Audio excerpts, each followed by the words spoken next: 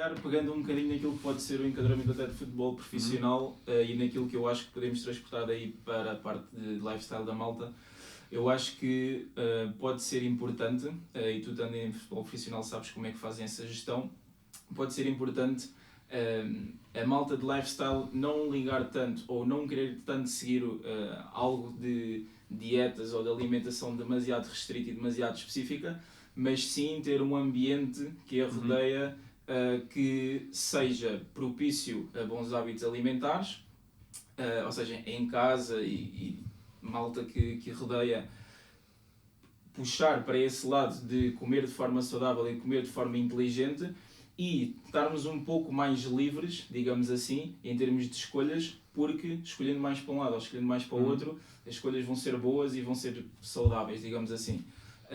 E eu queria te perguntar se na parte de futebol profissional é um pouco mais por aqui que vão, ou se a malta de alguma forma é mais rígida e segue mais planos específicos. Certo.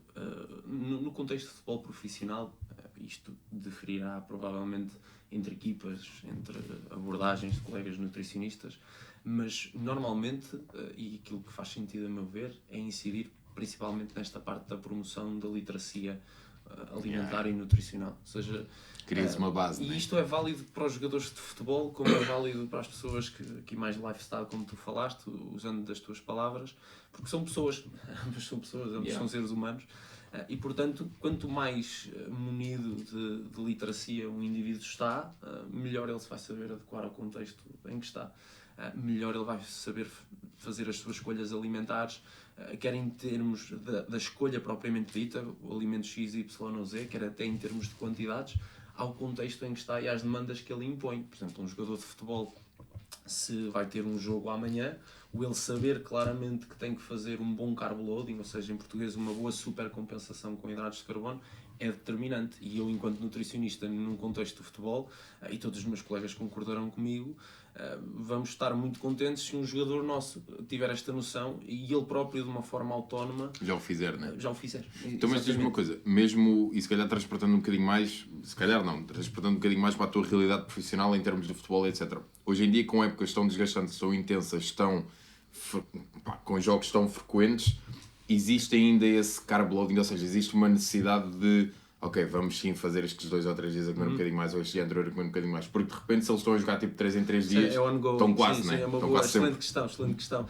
E na maior parte das vezes, quando falamos na teoria, nem pensamos nisto, e depois quando chegamos à prática deparamos um bocadinho com essa dificuldade. E se calhar é uma realidade que muda de clube a clube, não é? Certo, e haverá sempre o viés pessoal e profissional de cada um. Agora, aquilo que é ponto assente e que é evidência robusta é que antes de um jogo de futebol, para maximizar as reservas de glicogênio muscular, que é o principal e vai ser o principal substrato energético do jogador, ou seja, a principal fonte de energia que ele vai utilizar durante o jogo, e é um dos maiores preditores de performance na esmagadora maioria das modalidades, e aqui no futebol, como estamos a falar.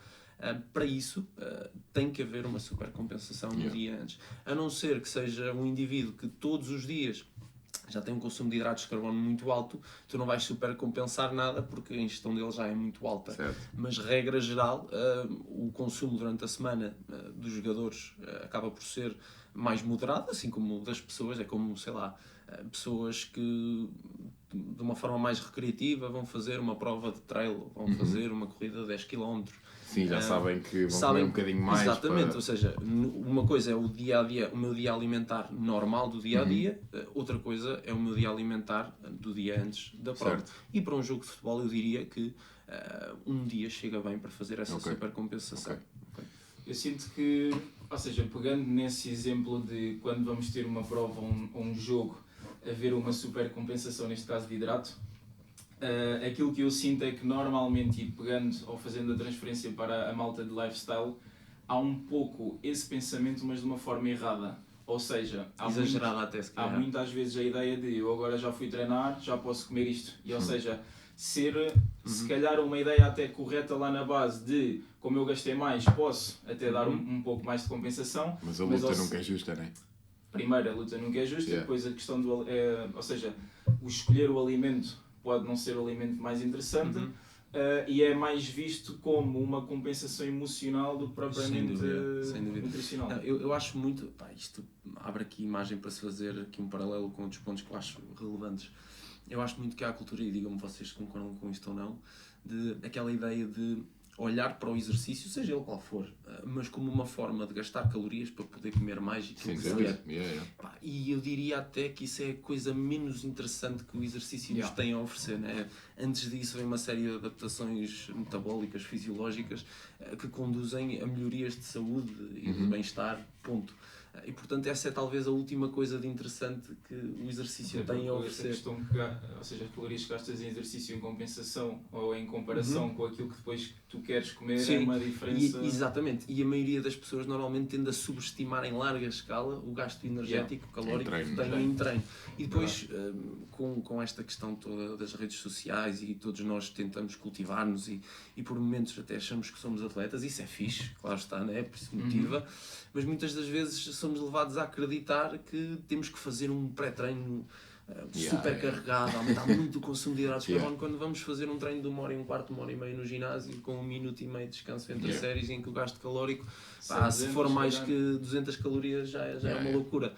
E na maior parte das vezes, eu até vejo muito isso em consulta, as pessoas, essa ideia é a justificação para eles comerem mais no pré-treino e fazer um pré-treino louco, que depois na prática vai se revelar desajustado. Claramente. Isso vem muito com aquela coisinha do sal pré-treino, de utilizar o mel pré-treino, isso, aquilo é tipo, tu de repente estás a fazer a tua alimentação, já tens duas refeições em cima super completas. Sim. Não começo nada, está tudo vamos ser francos nessa questão do sal, não é? Se tu não salgares nem demasiada comida, nem a salgares por defeito, se fizeres comeres normal, não tiveres uma restrição muito grande, o consumo de sódio que tu vais ter diariamente vai ser mais que suficiente para tu assegurares um bom estado de hidratação e até mesmo um bom pump em treino, se falarmos de um treino de ginásio.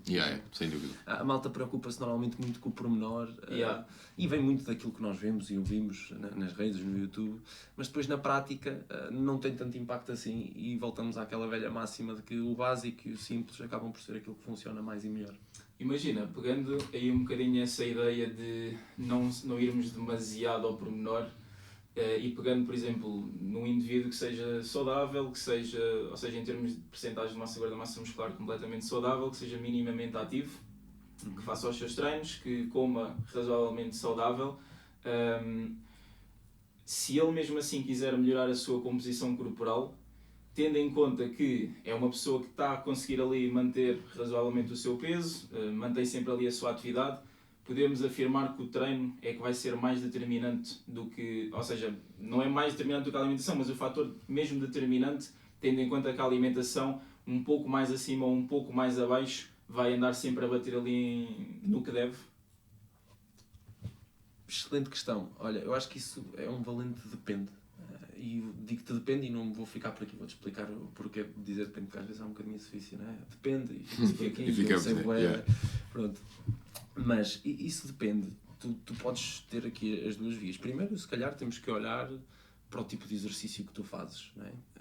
Tu vais só ao ginásio, isso por si só será o suficiente para tu teres um gasto energético associado ao exercício significativo que te vai depois gerar o déficit calórico, depois comparando com aquilo que tu ingeres em termos calóricos via alimentar, dificilmente.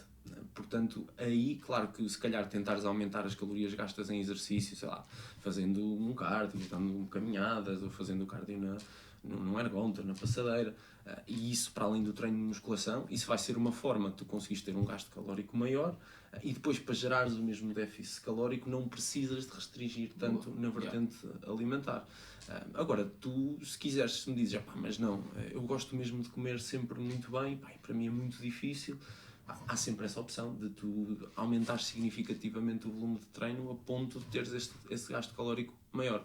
Na maior parte dos casos, sendo aqui o máximo franco que eu consigo, acho difícil isso acontecer e acho difícil isso ser execuível. Portanto, acho que é um bocadinho dos dois, entendes? Onde é que eu acho que o exercício assume aqui um caráter mais determinante? É na manutenção de massa muscular quando falamos num contexto de déficit calórico e é um game changer completo. atleta mesmo. E até mesmo se falarmos na tão falada recomposição corporal, não é? Ou seja, tu mantendo mais ou menos o mesmo peso, ganhando músculo e perdendo massa gorda, para tu conseguires isto, tu tens que ter exercício associado, principalmente o exercício de força, a musculação, como é claro e óbvio. Sendo certo, e permitam-me aqui a adenda, que esta recomposição corporal em que tu consegues a façanha de simultaneamente ganhar a massa muscular e perder a massa gorda só acontece para a maioria dos indivíduos em contextos muito específicos. Acontece quando tu nunca treinavas e começaste a treinar, né? Tens aquele boom inicial em que parece que estás a tomar esteroides anabolizantes e depois em contextos específicos em que por algum motivo tu deixaste de treinar, deixaste de ter o estímulo, perdeste músculo e até ganhaste alguma massa gorda e só o retomares, como também tens aquela questão daqueles mecanismos de memória associado, rapidamente consegues voltar ao ponto em que estavas antes de cessares o treino e acabas por simultaneamente conseguir fazer esse feito, ou então quando te lesionas, num contexto de lesão perdes músculo, isso é fisiologicamente quase que inevitável e quando voltas acabas por passar por um processo desses. Agora, um indivíduo treinado como nós os três, que agora de repente quer melhorar a sua composição corporal e que tenha aqui a ambição processo, de teres as duas coisas ao mesmo tempo, pode acontecer em casos muito específicos de indivíduos que são verdadeiros portentos genéticos, mas a incidência de indivíduos desses na população é mínima. Portanto, para os meros mortais como nós, tu tens que, se queres perder massa gorda, tens que ir para o déficit calórico, manter o exercício, depois ter atenção à questão da ingestão proteica total diária, para tentares mitigar a tendência que há para a perda de massa muscular. Depois quando falas ali do objetivo de ganhar massa muscular acima de tudo, o chamado bulking, não é? Aí o que tu vais querer é ganhar o máximo de músculo, o mínimo de massa gorda associada, vais precisar do excedente calórico controlado, uma série de especificidades, mas ou vais por um ou vais por outro, os dois ao mesmo tempo, para meros mortais como nós, é difícil. E até podemos abrir aqui um parênteses de estares a falar daquele bulking em que queremos aumentar o máximo de massa muscular e o menos de massa gorda para se calhar explicar que não faz sentido estarmos a querer aumentar os quilos de qualquer maneira, porque isso não quer dizer que estejamos a pôr mais massa muscular. Exatamente, aliás, peso... A malta tem um pouco essa ideia Há muita malta que tem essa ideia, principalmente aquele... Eu acho que fogem às vezes um bocado, é para o conforto de eu agora posso comer tudo porque sou um bulk. Sim, eu acho que nós temos, e nós enquanto seres humanos, temos sempre a tendência a contar a nós próprios a narrativa que nos convém mais e que nos permite fazer aquilo que nós temos o ímpeto de fazer. Isso eu sou alguém que gosta de comer muito, gosta de comer de quando em vez alimentos menos interessantes do ponto de vista nutricional, dá-me total jeito acreditar nisso, não é? Que eu agora posso comer tudo que vier a ganho, não é?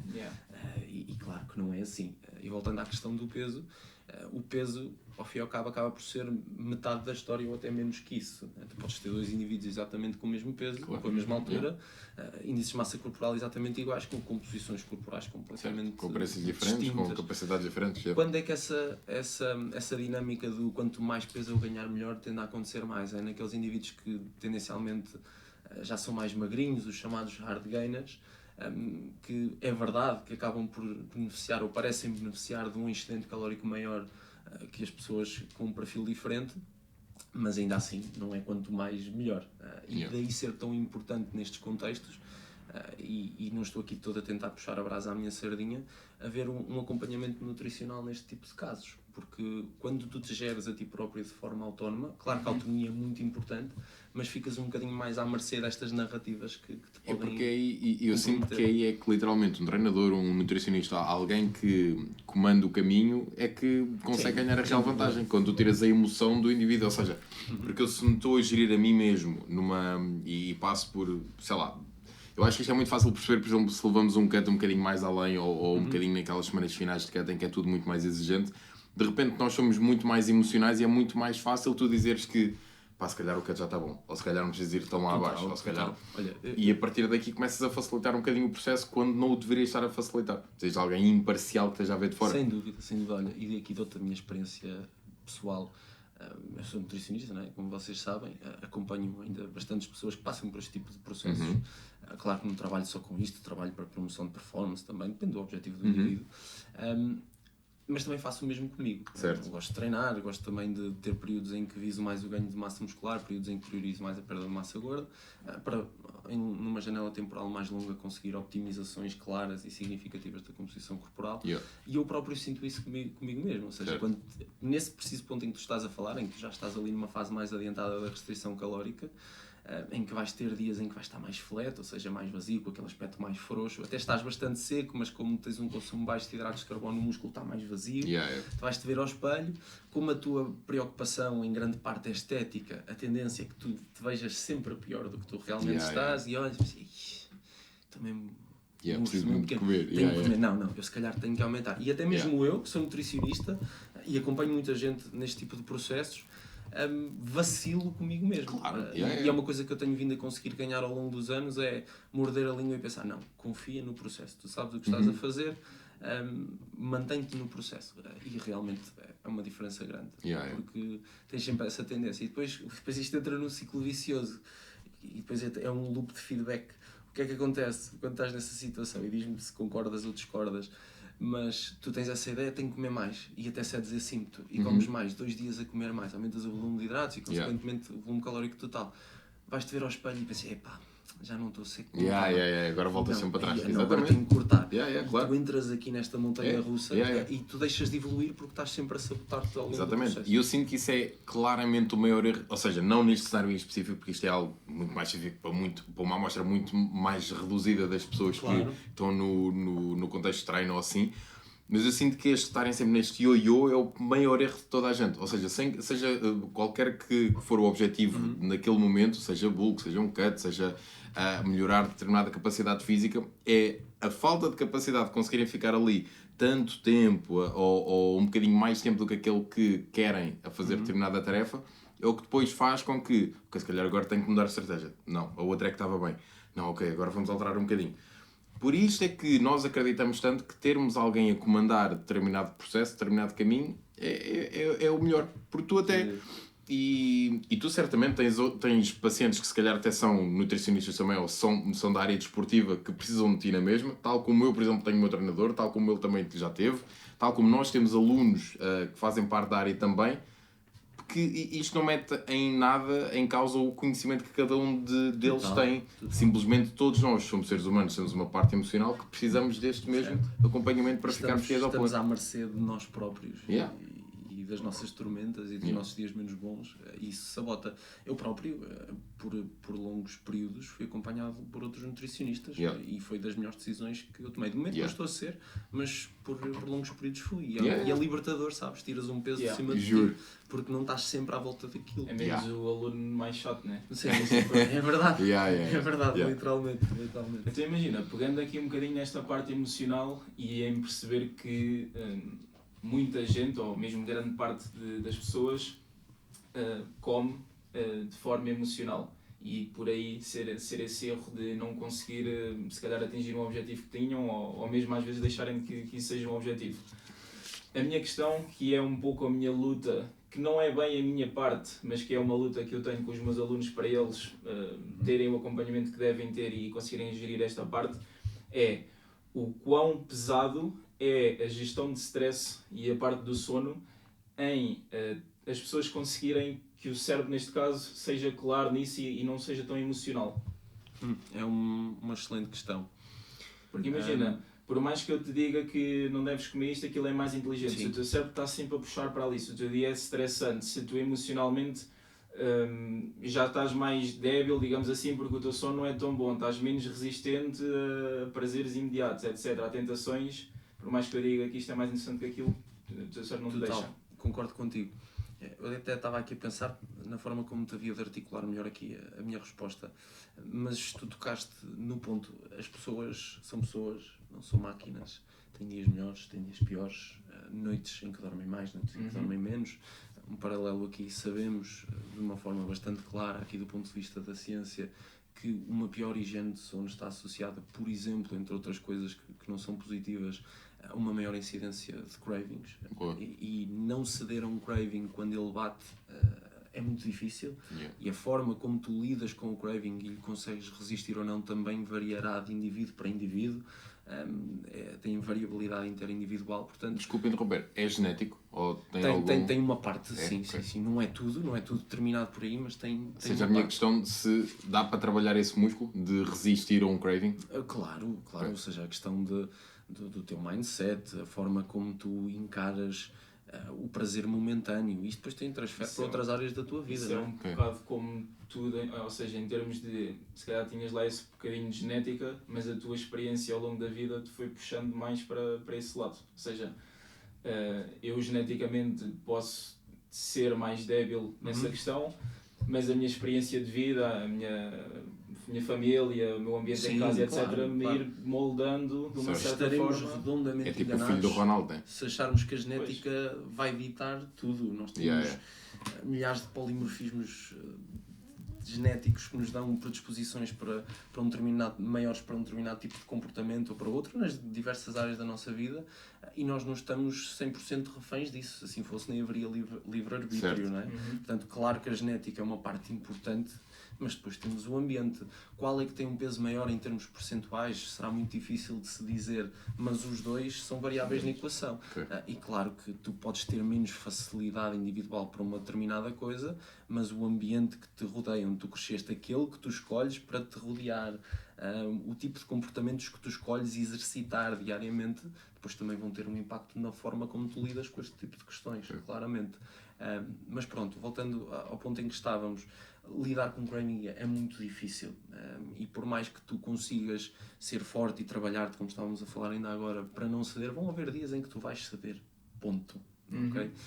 E as pessoas têm que perceber isto, não dá para ser 100%, não dá para ser sem falhas, e mesmo que consigam manter uma toada destas em que não falham em momento nenhum, vai ser por um tempo limitado de tempo, e mais cedo ou mais tarde vem aqui um rebound, porque é humanamente impossível continuar nessa toada. Então eu acho que é muito mais inteligente, a priori, eu perceber logo que eu sou falível, eu não sou perfeito, eu sou uma pessoa de carne e osso, vão haver dias piores, em que eu não vou conseguir fazer aquilo que estava pré-programado, não vai ser perfeito e eu vou falhar.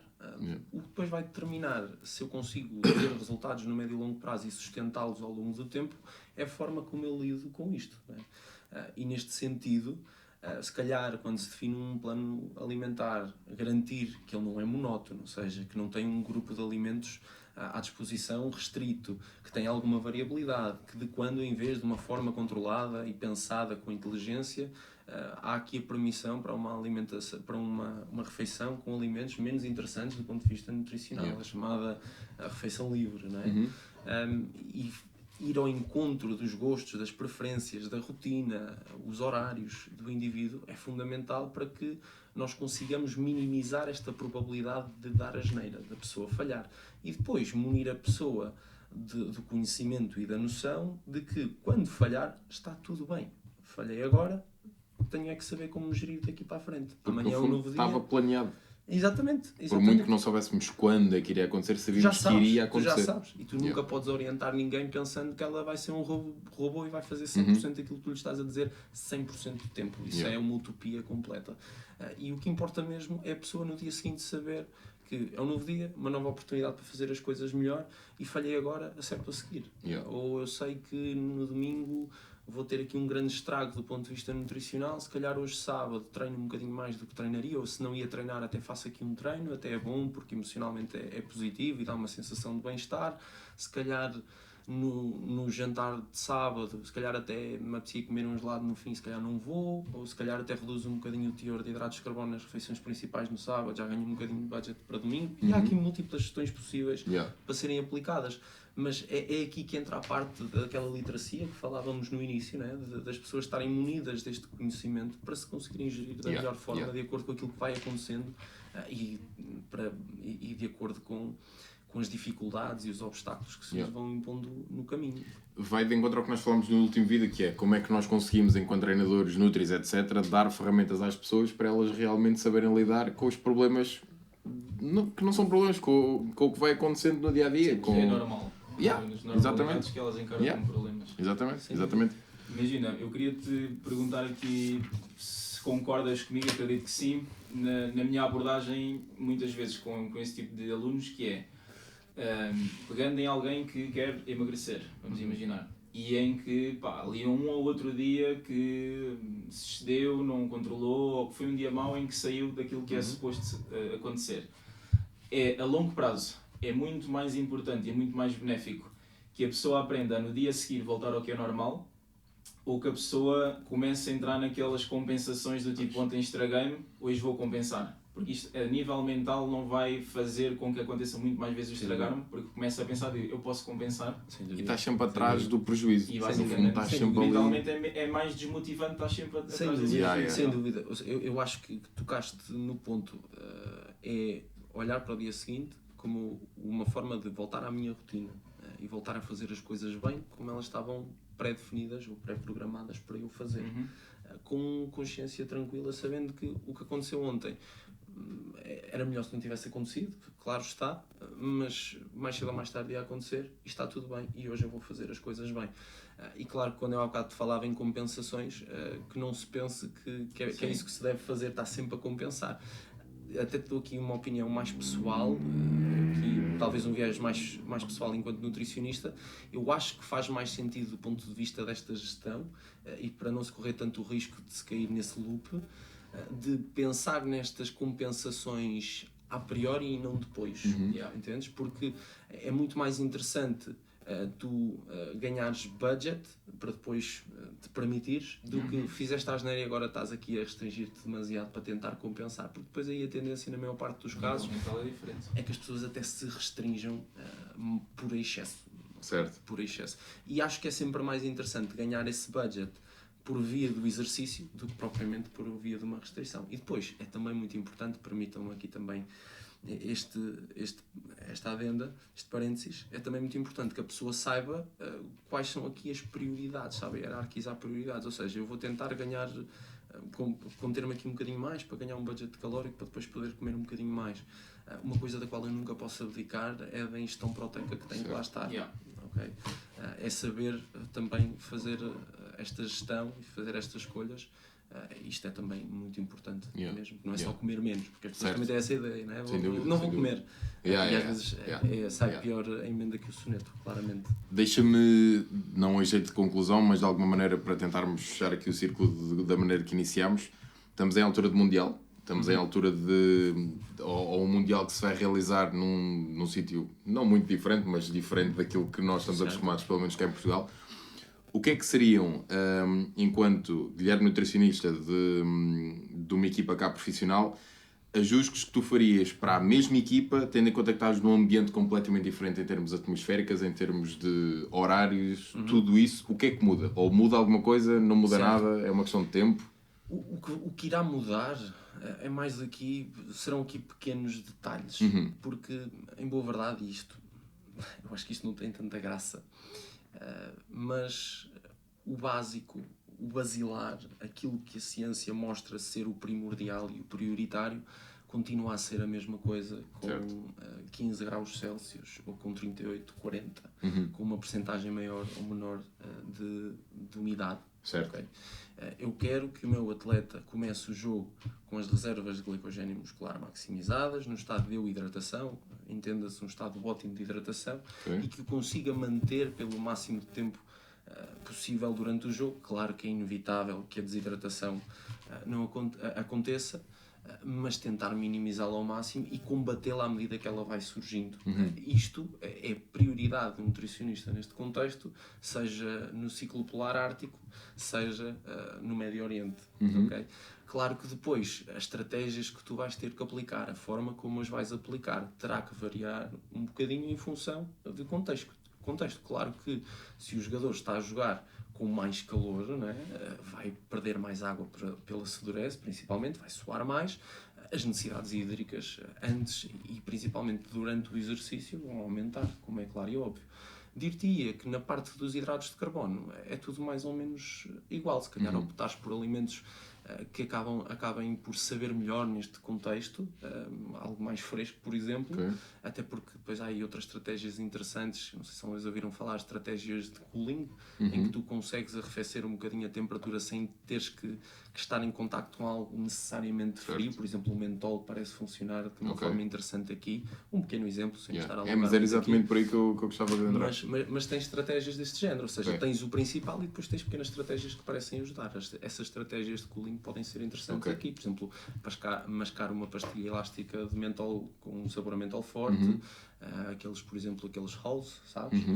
Também parece funcionar bem, e depois há alguns produtos específicos que se podem usar muito à base disto, do mentol, que parece ajudar os gajos a mascar pastilha como caraças é por causa disso?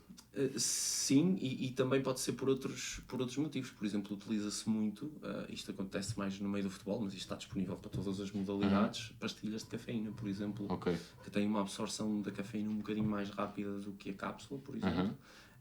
E uma forma muito fácil, principalmente para os jogadores que não se dão bem com a cápsula, de consumirem cafeína. É basicamente um café sob a forma de uma pastilha elástica. Portanto, eu diria que, se calhar, na maior parte dos casos, o principal motivo pelo qual tu vais ver um jogador a mascar uma pastilha destas será pela cafeína. Mas nestes contextos poderá até ser interessante por essa via também. Certo.